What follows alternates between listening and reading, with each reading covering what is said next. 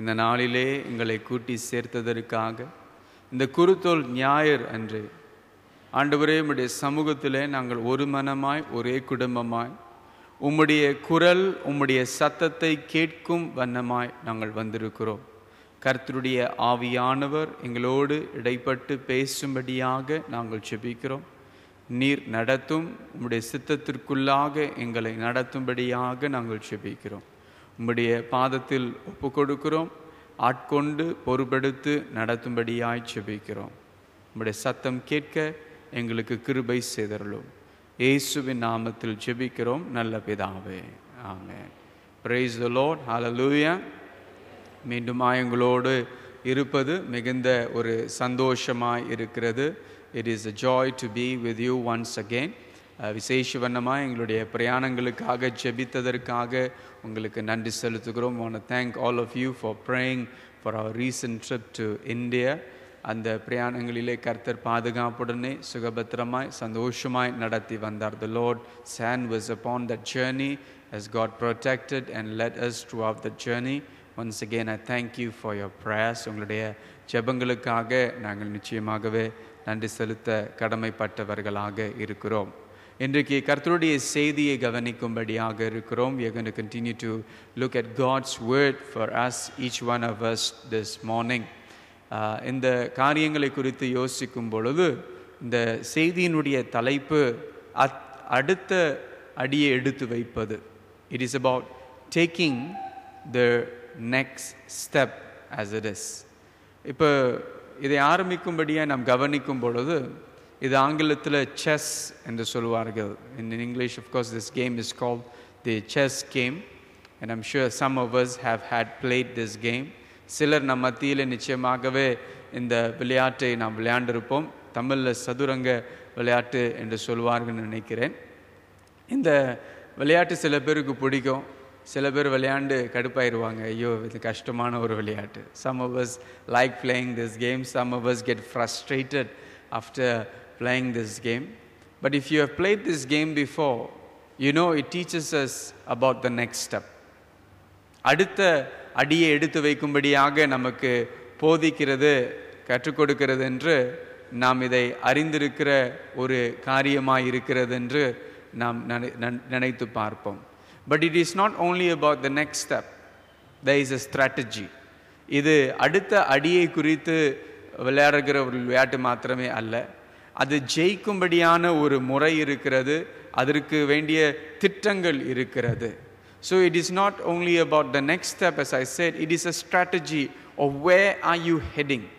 எங்கே இந்த விளையாட்டில் எப்படியாக இவர்கள் ஜெயிக்க போகிறார்கள் என்ற அந்த திட்டத்தோடு தான் அடுத்த அடியை இவர்கள் எடுத்து வைப்பார்கள் என்று நாம் நினைத்து பார்க்க வேண்டியது.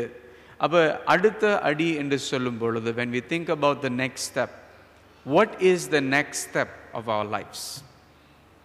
நம்முடைய வாழ்க்கையில், நம்முடைய ஜீவியத்தில் அடுத்த அடி, அடுத்த படி, அடுத்த சூழ்நிலை, எப்படிப்பட்ட ஒரு நிலைக்குள்ளாக எந்த அடியை நாம் எடுத்து வைக்கும்படியாக இருக்கிறோம். சிலர் ஒரு வேலை சொல்லக்கூடிய ஒரு காரியம், நான் என்னுடைய வேலையிலே உயர்வு பெற வேண்டும். Some of us may think about the next step as a promotion in my job. சிலர் வருகிற பரீட்சைக்கு result, some of us may think about the examination results that I'm going to receive. That is the next step, as it were. அடுத்தது சில பேர் யோசிப்பாங்க, நான் ஒரு புது காடி வாங்கணும். Some of us may think of getting a new car. That may be our next step. And I can go on giving much more examples. மற்ற அதிகமான உதாரணங்களை சொல்லி அடுத்த அடி என்று சொல்லும் பொழுது, அடுத்த படி என்று சொல்லும் பொழுது அநேக விதமான அடிகளை குறித்து நாம் யோசிக்க கூடும். These are all important.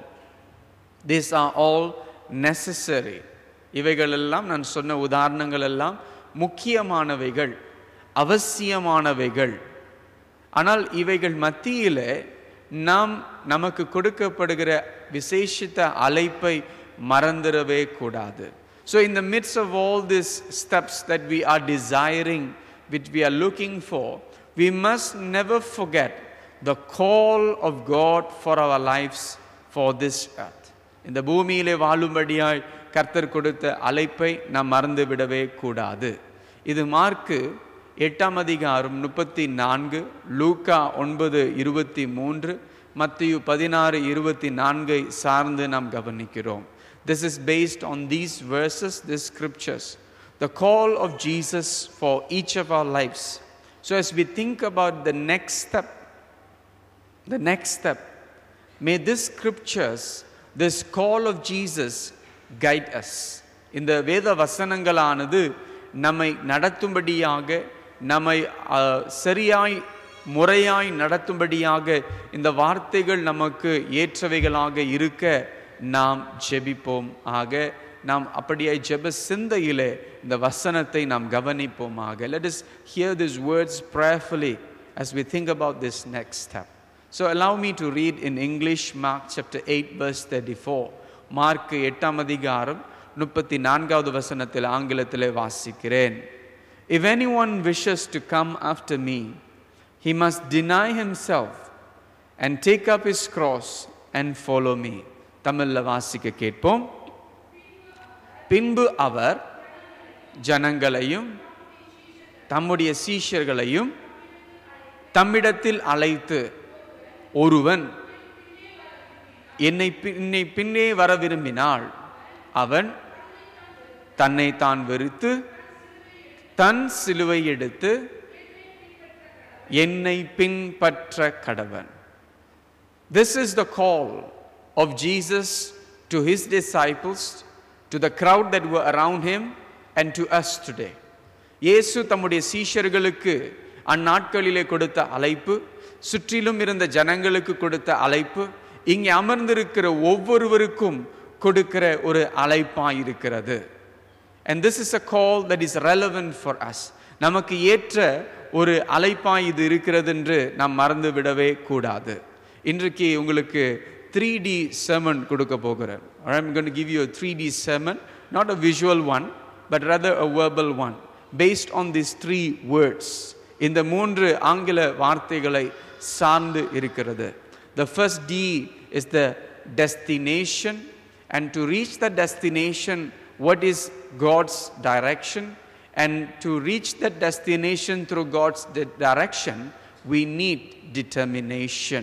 Destination, direction, determination என்ற அந்த ஆங்கில வார்த்தைகளை சார்ந்து நாம் கவனிக்கும்படியாக இருக்கிறோம்.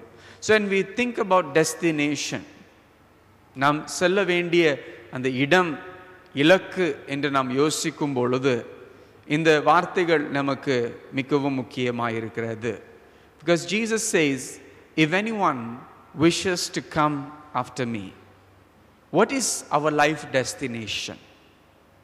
நம்முடைய வாழ்க்கையினுடைய இலக்கு எங்கே? எங்கே செல்கிறோம்?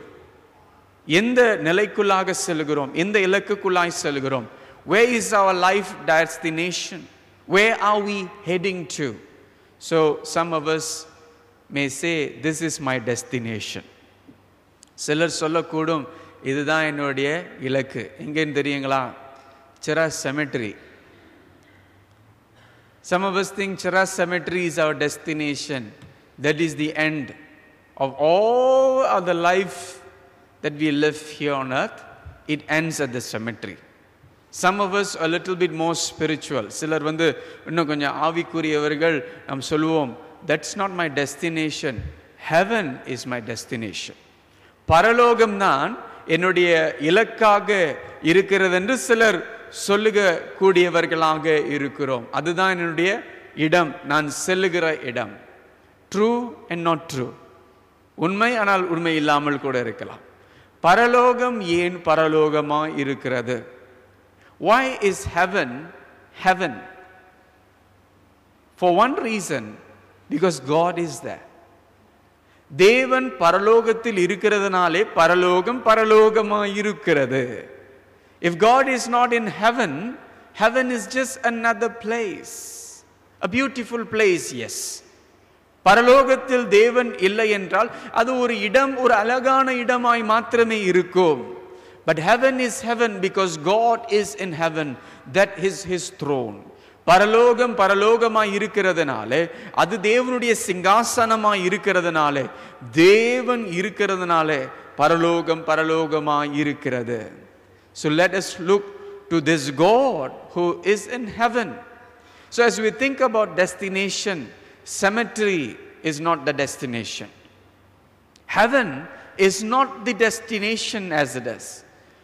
கல்லறையானது நம்முடைய இலக்கு அல்ல, பரலோகமானது நம்முடைய இலக்கு அல்ல. But some of us live with this mindset of a destination unknown. எங்கே செல்கிறோம் என்று தெரியாத நிலையிலே செல்கிறவர்கள், வாழ்க்கை பிரயாணங்களை கடந்து செல்கிறவர்கள் உண்டு. அன்றாட வாழ்க்கையை நாம் கடந்து செல்கிறோம். We live daily lives. We earn, we work, we study. நாம் சம்பாதிக்கிறோம், வேலை செய்கிறோம், படிக்கிறோம்.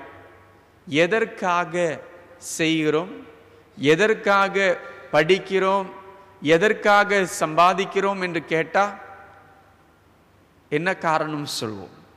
If you were to be asked, why do we earn a salary, why do we work, why do we study, why do we do all the things that we do?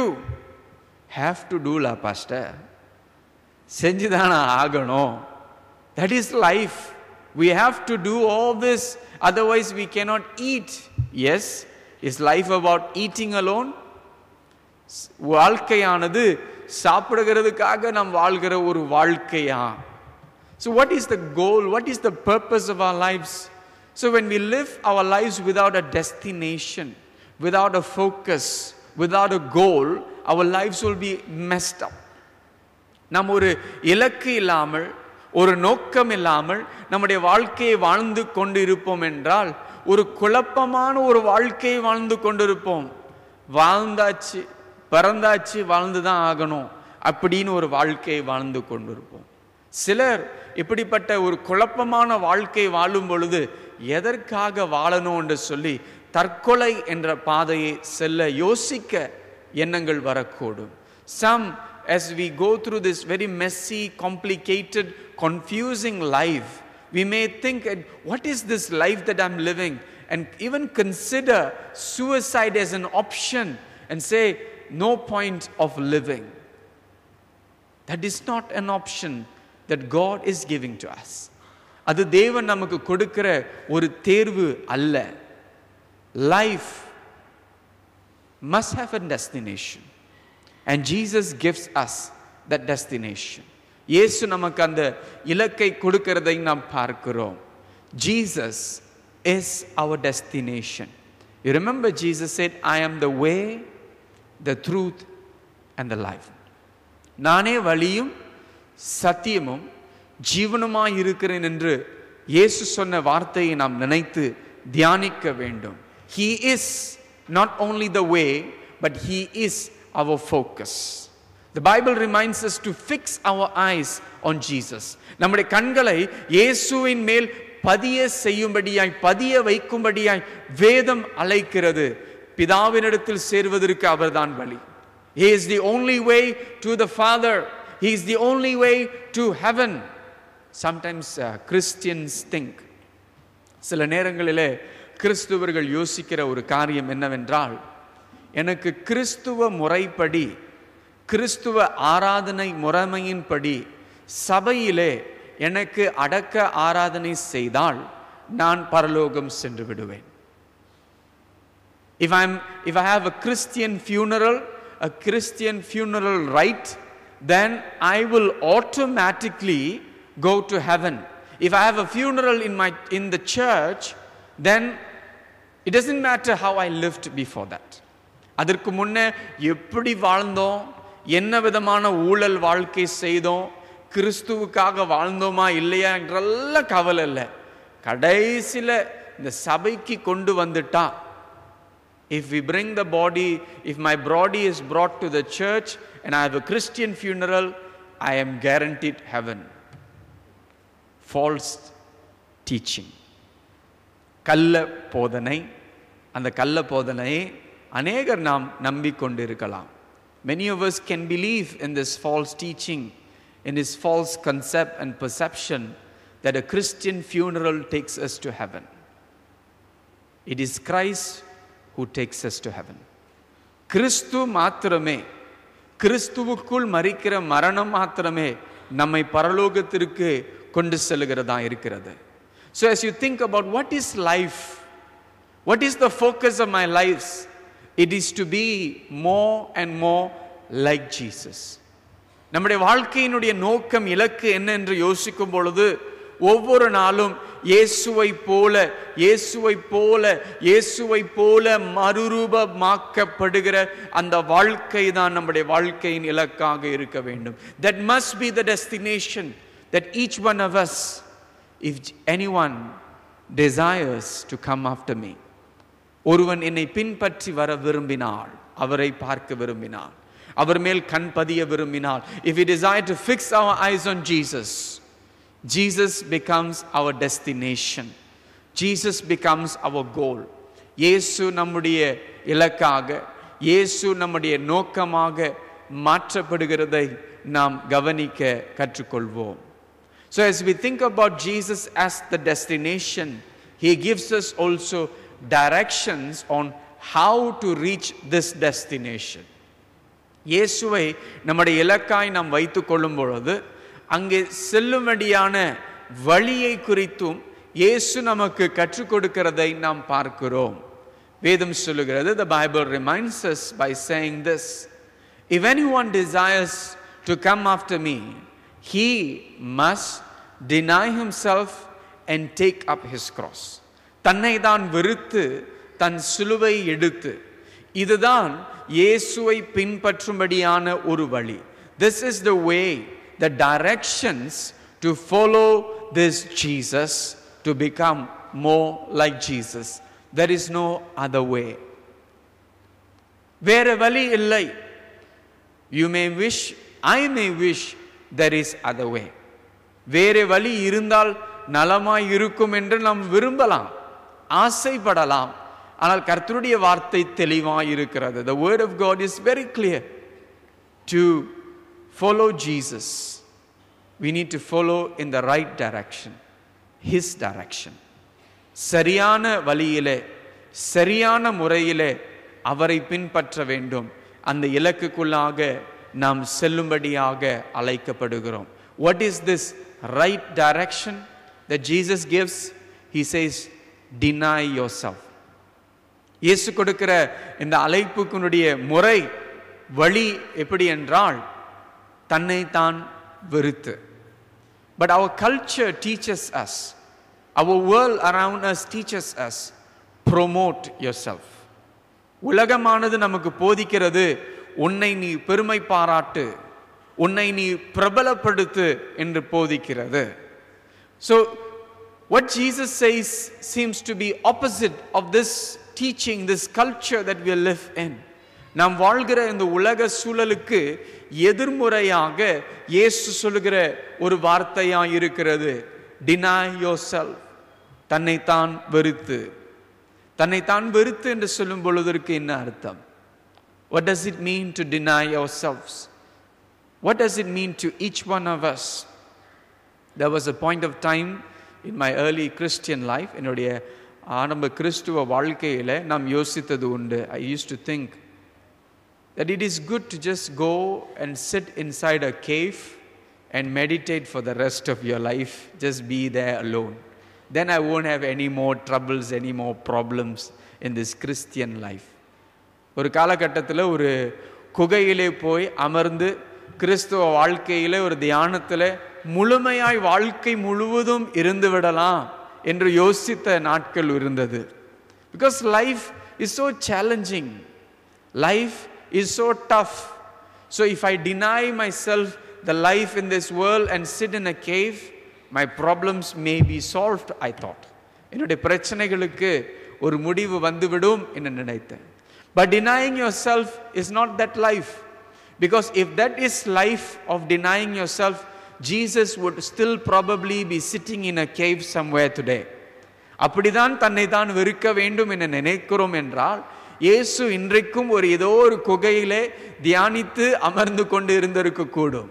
That is not life of self denial. தன்னை தான் வெறுத்து வாழ்கிற ஒரு வாழ்க்கை அந்த வாழ்க்கை அல்ல. Self denial is denying ourselves our rights. நமக்கு கிடைக்க வேண்டிய காரியங்களை நாம் அதை தள்ளிவிட செய்கிறது. நமக்கு கிடைக்க வேண்டிய காரியங்கள் என்னோடு கிடைக்க வேண்டிய ஒரு காரியம் என்னுடைய அதிகாரம் என்று சொல்லக்கூடும். It is my right. It belongs to me. What you think you deserve.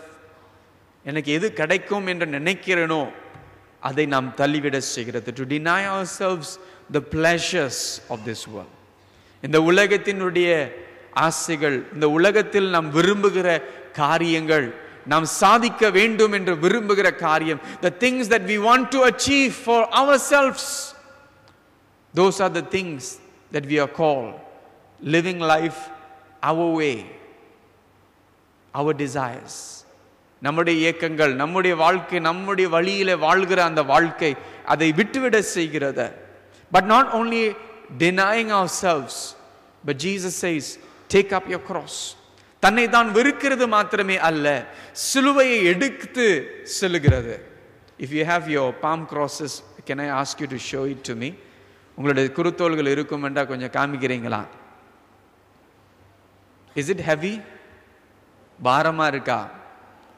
இல்லை, கீழே வச்சிருங்க. This cross is not heavy, light and easy. Very light and easy. சுமையான ஒரு சிலுவை அல்ல நம்ம சுமந்த சிலுவை. ரொம்ப இலகுவான ஒரு சிலுவை, ரொம்ப லைட்டான ஒரு சிலுவை. சுமந்து செல்வதற்கு சுலபம். ஆனால் சைஸ் எல்லாம் வேற வேற மாதிரி இருக்கு. All the sizes are different. Someone asked me after the English service, Pastor, my cross is small. Economic depression. நம்முடைய பொருளாதார வீழ்ச்சினால சிலுவை ரொம்ப சின்னதாயிருச்சா பாஸ்டர் அப்படின்னு யங் அடல்ட்ஸ் தான் நம்ம கேட்கணும் எதனாலன்னு. But each one of us has a cross to carry. Different sizes. நம்ம ஒவ்வொருவருக்கும் வித்தியாசமான சிலுவை சுமக்க வேண்டிய ஒரு அவசியம் இருக்கிறது. Remember, Jesus did not only preach about taking up the cross. He is not only a preacher, he also carried the cross. He is a practitioner of what he preached. இயேசு சிலுவையை சுமக்கும்படியாய் போதித்தது மாத்திரமே அல்ல, சிலுவையை சுமந்தவராக அவர் காணப்பட்டார். அவர் சிலுவையை சுமந்து செல்லும் பொழுது, when he was carrying the cross, you remember there was this one man who was also forced to carry the cross. ஒரு மனுஷன் அந்த சிலுவையை சுமக்கும்படியாக அவனுக்கு கட்டளையிட்ட பிறகு அந்த ரோம இராணுவர்கள் அவரை அதை சுமக்கும்படியாய் சொன்னார்கள். He was forced to carry the cross. His name was also Simon. அவனுடைய பேர் சீமோன், சிரேனே ஆகிய சீமோன், Simon of Cyrene. It is a symbolic act, I believe.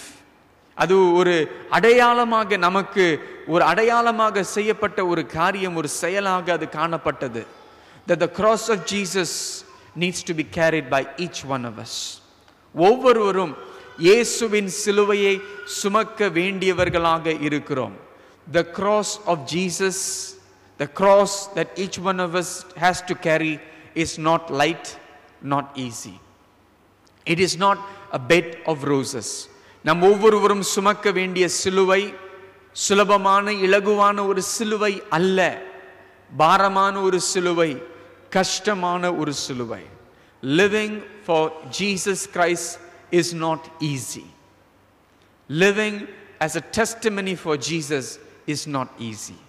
இயேசுவுக்காக நாம் வாழ்கிற ஒரு சாட்சி வாழ்க்கை சுலபமான ஒரு வாழ்க்கை அல்ல. We may think it is easy, but as you think about living for Jesus, I had a different impression of living for Jesus in the beginning days.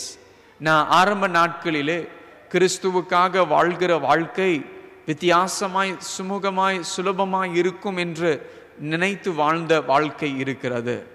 நாம் இந்த மலேசியாவிலே வாழ்கிற கிறிஸ்துவுக்காக வாழும் பொழுது, கவனிக்கும் பொழுது சுலபமாக இருக்கிறது. When we think about the Christian life that we are able to live here in Malaysia, it is very easy if you follow the prayer, the intercession items in the bulletins, where நம்முடைய கைப்பிரதியிலே வார கைப்பிரதியிலே கொடுக்கப்படுகிற ஜெப குறிப்புகளை நீங்கள் பின்பற்றுவீர்கள் என்றால், இரண்டாவது ஜெப குறிப்பு உலகம் முழுவதும் தேசங்களிலே பாடுபடுகிற கிறிஸ்துவர்களை குறித்த சில ஜெப குறிப்புகள் இருக்கும்.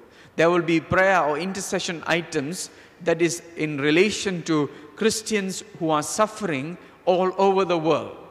Last week was Indonesia. Today is about Laos. கடந்த வாரத்தில் இந்தோனேஷியா தேசத்தை குறித்து அங்கே போடப்பட்டிருக்கிறது. இன்றைக்கு லாவோஸ் அந்த தேசத்தில் பாடுபடுகிற கிறிஸ்துவர்களை குறித்து போடப்பட்டிருக்கிறது.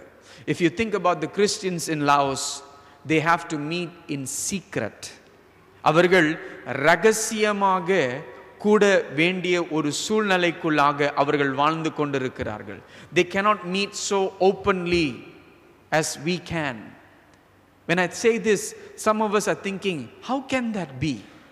நான் சொல்லும் பொழுது சிலர் யோசிக்க கூடும், இது எப்படி சாத்தியமாகும்? நம்ம எவ்வளவு சுதந்திரமா கூடுகிறோமே. We are able to meet so freely, but yet we take it for granted. எவ்வளவு சுதந்திரமாய் கூடிய இந்த சுதந்திரத்திலும் நாம் அதை அலட்சியமாய் கூடுகிறவர்களாக இருக்கிறோம். வந்தா போனா போலாம். If I go, I go la. If I don't go, it's okay. But Christians in Laos have a heavier cross than us to carry. லாவோஸ்ல இருக்கிற கிறிஸ்துவர்கள் நம்மை விட இன்னும் பாரமான ஒரு சிலுவையை சுமக்கிறவர்களாக அவர்கள் இருக்கிறார்கள். ரகசியமாய் கூடியவர்கள். Our crosses may be lighter than theirs, but yet each one of us has a cross to carry. நம்முடைய சிலுவை அவருடைய சிலுவைகளுக்கு நாம் ஒப்பிட்டு பார்க்கும் பொழுது பாரம் இல்லாதவைகள் போல காணப்படலாம். ஆனால் நம் ஒவ்வொருவருக்கும் சிலுவை உண்டு. Not a bed of roses. மலர் படுக்கை அது அல்ல. கஷ்டமான பாடுகள் இருக்கும். It will be tough to be living for Christ. But as you go through the difficulties, as you endure the sufferings, அந்த கஷ்டங்கள் அந்த பாடுகளை கடந்து செல்லும் பொழுது immediately think that this is a cross that God has given to me. தேவன் எனக்கு கொடுத்த ஒரு சிலுவை என்று நாம் ஏற்றுக்கொள்கிறேன் என்று சொல்லி அதை ஏற்றுக்கொள்ளுகிறவர்களாக ஏற்றுக்கொள்ளுகிற ஒரு மன பக்குவம் உடையவர்களாக நாம் இருக்க அந்த சிலுவையை நாம் தியானிக்க கற்றுக்கொள்வோம். Let us learn to meditate upon the cross and every difficulty that the Lord permits and allows along the way. Let us say, Lord, thank you that I can suffer shame for your name, like the apostles. அப்போஸ்தலர்கள் ஜெபித்த ஜெபத்தை போல, ஆண்டவரே உம்முடைய நாமத்திற்காக நாங்கள் பாடு அனுபவிப்பதற்கு எங்களுக்கு அந்த அனுமதி தந்திருக்கிறீரே, அந்த கிருபை தந்திருக்கிறீரே, கர்த்தருக்கு நன்றி செலுத்துகிறவர்களாக நாம் இருக்க வேண்டும். அவர் சிலுவையை சுமக்கிறது ஒரு நாள் சம்பவம் அல்ல. Carrying his cross is not a one day event. It's not like Christmas போல அல்ல. It is not like Palm Sunday even. குருத்தோல் ஞாயிறை போல கூட அல்ல. It is a daily event, the Bible says. In Matthew 16:24, Jesus adds on this word and saying, you have to carry the cross daily and follow me. ஒவ்வொரு தினமும் ஒவ்வொரு நாளும் தன்னுடைய சிலுவையை எடுத்து அவரை பின்பற்றும்படியான ஒரு அழைப்பை பெற்றவர்களாக இருக்கிறோம். அப்ப இன்றைக்கு இயேசுவை சிலுவை சுமக்கிறது மாத்திரமே அல்ல, நாளைக்கும் சுமக்கணும். Not only about carrying the cross today, even tomorrow you are to carry the cross to live for Christ. கிறிஸ்துவுக்காக வாழணும். Tuesday again carrying the cross. Next week still carrying the cross. Next month still carrying the cross. Next year we still carry the cross. அடுத்த வாரம், அடுத்த மாதம், அடுத்த வருஷம் சிலுவையை சுமந்து கொண்டே தான் இருக்க வேண்டும். No ரெஸ்டா pastor? ஓய்வே இல்லையா? ஓய்வே இல்லையா? ஓய்வில்லாம சுமத்து கொண்டே இருக்கணுமா? We are not going to carry it alone. நாம் தனிமையாய் சுமக்க போகிறது அல்ல, கர்த்தருடைய பலத்தோடு சுமக்க போகிறோம். We're going to carry His cross, His yoke upon us. As we carry, it becomes light and easy because we are learning from Jesus. If you remember the invitation of Jesus in Matthew chapter 11 verses 28 to 30. மத்தேயு 11:28-30 வரை இயேசு கொடுக்கிற அந்த அழைப்பை நாம் நினைத்து பார்க்கும் பொழுது அது மிகவும் இலகுவாய் கர்த்தர் மாற்ற விரும்புவார். அது அவரிடத்தில் கற்றுக்கொள்ள அது இலகுவாய் மாறும். Carrying the cross becomes easy as we learn from the Master, the one who had carried the cross before us. நமக்கு முன்பாக சிலுவை சுமந்து சென்றவருடைய சிலுவை சுமக்கும்படியை கற்றுக்கொள்ளும் பொழுது அவரை பின்பற்றும்படியாய் நம்மை அழைக்கிறார். Jesus calls us to follow Him. Who is this invitation for? Is it only for people in ministry? இந்த அழைப்பு யாருக்காக கொடுக்கப்படுகிற அழைப்பு? ஊழியத்தில் உள்ளவர்களுக்கு மாத்திரமா? It is not only for those who are in ministry. It is for each one of us. ஊழியத்தில் இருக்கிறவர்களுக்கு மாத்திரமே அல்ல, ஒவ்வொருவருக்கும், வயதானவர்கள், சிறு வயது உள்ளவர்கள். It is for the aged, it is for the young, it is for people who belong to different strata of society. சமுதாயத்தில் வித்தியாச நிலைகளிலே காணப்படுகிறவர்களுக்கு ஒவ்வொருவருக்கும் இந்த இயேசுவை பின்பற்றும்படியாக கொடுக்கப்படுகிற ஒரு அழைப்பு. It is a call for everyone. Every one of us are called to be determined to follow this Jesus. To follow Him, we must learn to trust Him. To follow Him, we must learn to trust Him. அவரை பின்பற்றுவதற்கு அவரை நம்பக்கூடியவர்களாக இருக்க வேண்டும். You won't follow someone you do not trust. You may follow someone you just got introduced for a short period, then you get a little bit concerned. புதிதாய் அறிமுகமானவர்களை கொஞ்ச நேரம் பின்பற்றுவோம், கொஞ்ச நேரம் பிறகு யோசித்து பார்ப்போம், ஐயோ பின்பற்றலாமா? But if you learn to trust this Jesus, you love this Jesus, you will follow this Jesus. அவரை நம்பக்கூடியவர்களாய் இருப்போம் என்றால், அவரை நேசிக்கக்கூடியவர்களாய் இருப்போம் என்றால், அவரை பின்பற்றுவது சுலபமாய் நமக்கு மாறிவிடக் கூடியதாய் இருக்கும். Jesus does not want fans. Fan Tamil எப்படி சொல்லுவீங்க தெரியல, இந்த ஃபேன் அல்ல. பின்பற்றுகிறவர்கள் என்று சொல்லும் பொழுது இயேசு அதாவது பட நடிகர்களை நாம் கவனித்து அவர்களை ஃபேன்ஸாக நாம் அவரை கவனிக்க கூடும். என்ன சொல்லுவீங்க தமிழ்ல? ரசிகர்கள். நன்றி. விழமாட்டதுமா, ரொம்ப தூரமா. விசிறிகள் அந்த ஃபேன், அந்த ரசிகர்கள். ரசிகர்கள் தான் சரியான வார்த்தை. Right? Jesus does not want fans. ரசிகர்கள், அவரை ரசிக்கிறவர்கள் அல்ல. Jesus wants completely committed followers. முழுமையாய் அவருக்காக அர்ப்பணம் செய்து அவரை பின்பற்றுகிற சீஷர்களை இயேசு தேடிக்கொண்டிருக்கிறார். அவர் விரும்புகிறதை நாம் பார்க்கிறோம். But along the way, don't lose your way. Don't lose focus of the way. நம்ம அந்த வழியிலே அவரை பின்பற்றுகிற நேரத்தில் நம்முடைய கவனம் சிதறாதபடி, நம் வழி மாறி போயிராதபடி நம் எச்சரிக்கையாக இருக்க வேண்டும். நம்முடைய கவனம் சிதறாதபடி இன்றைக்கு நல்ல உற்சாகப்பட்டு நாம் ஆண்டவருடைய காரியத்தை தேடி சொல்வோம். Today we may become committed, very passionate for the things of God, and we go back very fired up. It may be possible. But what happens tomorrow? What will happen on Monday morning when we put our foot into the office? நம்முடைய அலுவலகத்தில் நம்முடைய கால்களை எடுத்து வைத்த பிறகு நம்முடைய எண்ணங்களில் என்ன உண்டாகிறது? What happens then? Who do we follow? Who do we become?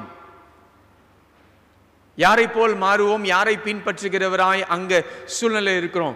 Pastor, உங்களுக்கு என் ஆஃபீஸ் பற்றி தெரியாது, நான் அப்படி இருந்தால் தான் ஆஃபீஸே நடக்கும். Some of us may say, you don't know about my office, pastor. If I'm like this only, my office will run. Things will be working well. I have to be like this. I cannot change. Who are we following? Who is our model? நாம் பின்பற்றுகிற முன் உதாரணம் யார்? Some of us may have journeyed well. சில நம்ம மத்தியில சரியாய் பிரயாணம் செய்து கொண்டு இருப்போம். அந்த சூழ்நிலை வந்ததுச்சு. Circumstances came along and then we got distracted. வழி மாறி கவனம் சிதறி போய்விட்டோம். நல்லா தான் போயிட்டு இருந்தேன் பாஸ்டர், நல்லா தான் ஆண்டவருடைய சமூகத்தில் வந்துகிட்டு இருந்தேன். அந்த சிஸ்டர் இருக்கிறாங்களே, அவங்க அப்படியே என்னை மாத்திட்டாங்க, அந்த கோபம் உண்டாக்கிட்டாங்க அப்படின்னு சொல்லிடுவோம். Some of us may say, I was going along well, things were going fine. You know that sister, she made me so angry, I just lost my temper, I lost focus.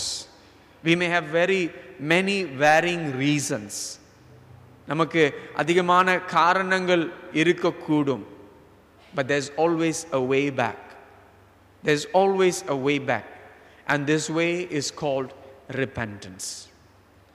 மீண்டுமாய் திரும்பி வருவதற்கு ஒரு வழி உண்டு. அந்த வழியிற்கு பெயர் மனம் திரும்புதல். Returning to Jesus, to be fixed on Jesus, to focus on Jesus.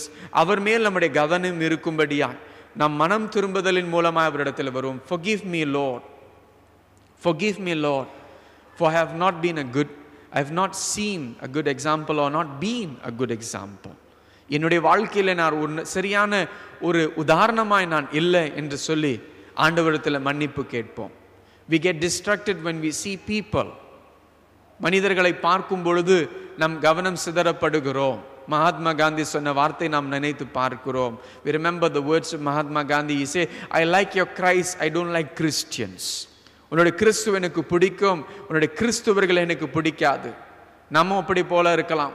கிறிஸ்தவர்களை பார்த்து கிறிஸ்துவ வாழ்க்கையை நம்ம வெறுத்து இருக்கலாம். We may have seen Christians and the bad examples that they set and we get frustrated being a Christian following Christ. அவங்களே இப்படி இருக்கிறாங்க, நான் ஏன் இப்படி இருக்கணும்?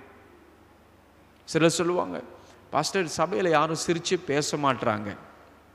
No one smiles and talks to me in the church. அதனால் இந்த சர்ச்சுக்கு வர எனக்கு பிடிக்கல. I don't like going to this church because nobody smiles at me. ஏன் மற்றவர்களுக்காக நாம் காத்திருக்கிறோம்? Why do we wait for the other when we can be the first one to make the first smile, to be hospitable? நாம் அவர்களை சிரித்து அவர்களை சந்தோஷப்படுத்தி ஒருவரை வரவழைக்கிற அழைக்கிறவர்களாக நாம் ஏன் முன் செல்லக்கூடாது? We become the change. We become the changing agent. நாம் மாற்றமாக, நாம் மாற்றத்தை உண்டாக்குகிறவர்களாக ஏன் இருக்கக்கூடாது? Let's not be distracted, but let's be exemplary. நம் கவனம் சிதறப்படாதபடி முன் உதாரணங்களாக இருக்க கிறிஸ்துவை நம்முடைய வீடுகளிலே, நம்முடைய அலுவலகத்திலே, நம்முடைய படிக்கிற இடங்களிலே, நம்முடைய சபையிலே கிறிஸ்துவை பிரதிபலிக்கிறவர்களாய் நாம் மாறுவோமாக.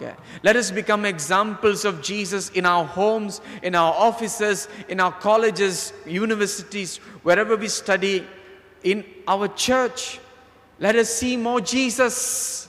இன்னும் அதிகமான இயேசுவை பார்க்கிறவர்களாக நாம் காணப்படுவோமாக. நமக்குள் இயேசு காணப்பட வேண்டும். Through us, Jesus must be seen more and more. Today, as we look at the 3 Ds, இந்த 3 D என்ற ஆங்கில இந்த எழுத்துக்களிலிருந்து நாம் பார்க்கும் பொழுது நமக்கு இலக்கு இயேசு. Destination is Jesus. Direction is to deny ourselves, take up the cross. தன்னை தான் வெறுத்து சிலுவை எடுத்ததுதான் வழி, செல்கிற வழி. But determination is what will keep us going to the last breath that we will breathe on this earth. இந்த பூமியிலே நாம் விடுகிற கடைசி மூச்சு வரை கர்த்தர் நடத்தும்படியாய், அவரை பின்பற்றும்படியாய் நமக்குள் ஒரு உறுதியான ஒரு தீர்மானத்தோடு நாம் செல்வோமாக. Let us follow Jesus. Let us remember his call today for our lives. நமக்காக கொடுத்த அந்த அழைப்பை மறந்துடக்கூடாது, மறந்துவிடவே கூடாது. It is a call once again to check where are we, what is our focus. இன்றைக்கு நம்முடைய வாழ்க்கையை, நம்முடைய கவனத்தை ஆராய்ந்து பார்க்கும்படியான கொடுக்கப்படுகிற ஒரு அழைப்பு. Let us take the next step of following Jesus once again. இயேசுவை பின்பற்றும்படியான இன்னொரு அடியை மீண்டுமாய் நாம் எடுத்து வைக்கிறவர்களாக இருப்போமாக. ஜெபம் செய்வோம். Let us pray. Father God, we have lost our way, we have lost our focus, and we seek your forgiveness and we repent. Lord, come and speak into our lives. And Lord, help us to rediscover, to focus once again upon Jesus, on Jesus, His life, His death, His cross, His example becomes our motivation, becomes our determination. Help us, O Lord, to not be distracted by the things and the attractions of the world. இந்த உலகத்தினுடைய ஆண்டவரே எங்களை கவருகிற காரியங்கள் மூலமாய் நாங்கள் கவனம் சிதறப்படாதபடி எங்களை காத்து கொள்ளும்படியாய் செபிக்கிறோம். உம்முடைய பாதத்திற்குள்ளாய் முற்றிலும் முழுமையாய் எங்களை சமர்ப்பிக்கிறோம். நீர் ஆட்கொண்டு பொறுப்பெடுத்து நடத்தும்படியாய் செபிக்கிறோம். உம்முடைய ஆளுகைக்குள்ளாக உம்முடைய அழைப்பை நாங்கள் கேட்டு, இதோ ஒருவன் என்னை பின்பற்றி வர விரும்பினால் அவன் தன்னை தான் வெறுத்து தன் சிலுவை எடுத்து என்னை பின்பற்றி வர கடவன் என்ற வார்த்தையை நாங்கள் தியானிக்கிறோம். அந்த வார்த்தை, அந்த வசனம் எங்களுடைய இருதயத்தில் தொனிக்க கிருபை செய்யும்படியாய் இயேசுவின் நாமத்தில் ஜெபிக்கிறோம் எங்கள் நல்ல பிதாவே. ஆமென்.